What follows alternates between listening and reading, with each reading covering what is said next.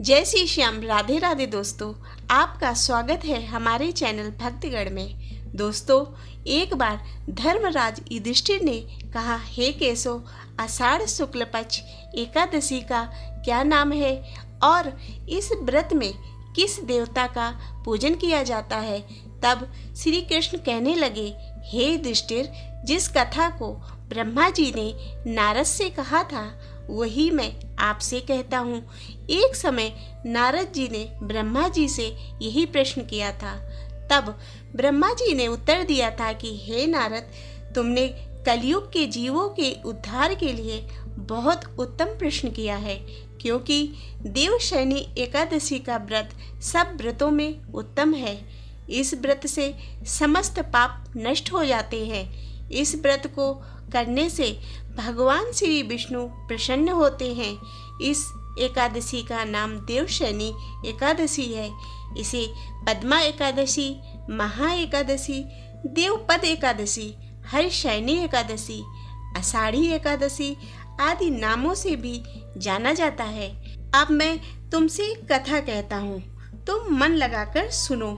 सूर्यवंश में मानधाता नाम के एक चक्रवर्ती राजा हुए, जो सत्यवादी और महाप्रतापी राजा थे।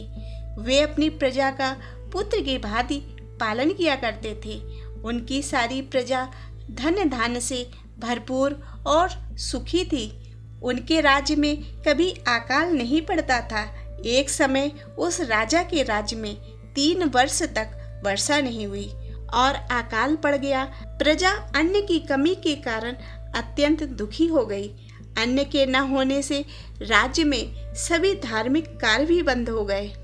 एक दिन प्रजा राजा के पास जाकर कहने लगी, हे राजन, सारी प्रजा त्राही त्राही पुकार रही है, क्योंकि सारे विश्व की सृष्टि का कारण वर्षा है।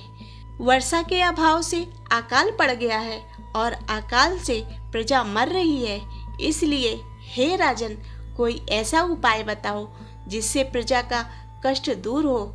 राजा मानधाता कहने लगे, आप लोग ठीक कह रहे हैं। वर्षा से ही अन्न उत्पन्न होता है और आप लोग वर्षा न होने से दुखी हो गए हैं। मैं आप लोगों के दुखों को समझता हूँ।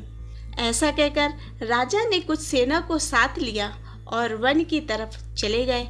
राजा अनेक ऋषियों के आश्रम में भ्रमण करते हुए अंत में अंगिरा ऋषि के आश्रम में पहुँचे। वहां पहुंचकर राजा ने अंगिरा ऋषि को प्रणाम किया। मुनि ने राजा को आशीर्वाद देकर उनके आश्रम में आने का कारण पूछा। राजा ने हाथ जोड़कर विनीत भाव से कहा, हे भगवान, सब प्रकार से धर्म पालन करने पर भी मेरे राज्य में अकाल पड़ गया है। इससे प्रजा बहुत दुखी है।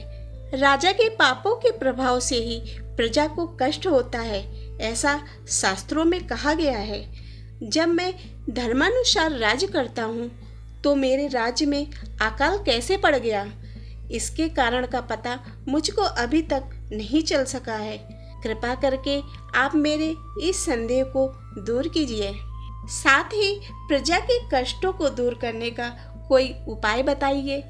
इतनी बात सुनकर ऋषि कहने लगे कि हे राजन, यह सतयुग सब युगों में उत्तम है। इसमें धर्म के चारों चरण सम्मिलित है। केवल ब्राह्मणों को ही वेद पढ़ने का अधिकार है। ब्राह्मण ही तपस्या करने का अधिकार रखते हैं। परंतु आपके राज्य में एक शूद्र तपस्या कर रहा है। इसी दोष के कारण आपके राज्य में वर्षा नहीं हो रही है। इसलिए यदि आप प्रजा का भला चाहते हो तो उस शूद्र का वध कर दो।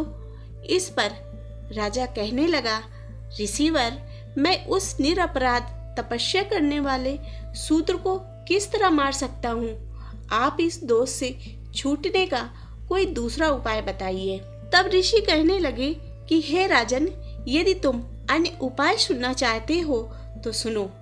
आषाढ़ मास के शुक्ल पक्ष की देवशयनी एकादशी का विधि पूर्वक व्रत करो। व्रत के प्रभाव से तुम्हारे राज्य में वर्षा होगी और प्रजा सुख प्राप्त करेगी, क्योंकि इस एकादशी का व्रत सब सिद्धियों को देने वाला है।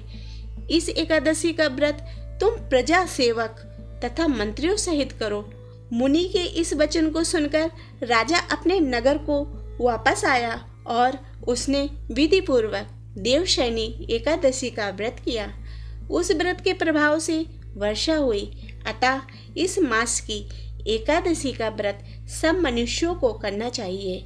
यह व्रत इस लोक में भोग और परलोक में मुक्ति को देने वाला है। इस कथा को पढ़ने व सुनने से मनुष्य के समस्त पापों का नाश होता है। तो दोस्तों, आशा करती हूँ कि आपको ये वीडियो पसंद आई होगी। यदि ये वीडियो पसंद आई हो तो इसे लाइक करें तथा चैनल को सब्सक्राइब करें।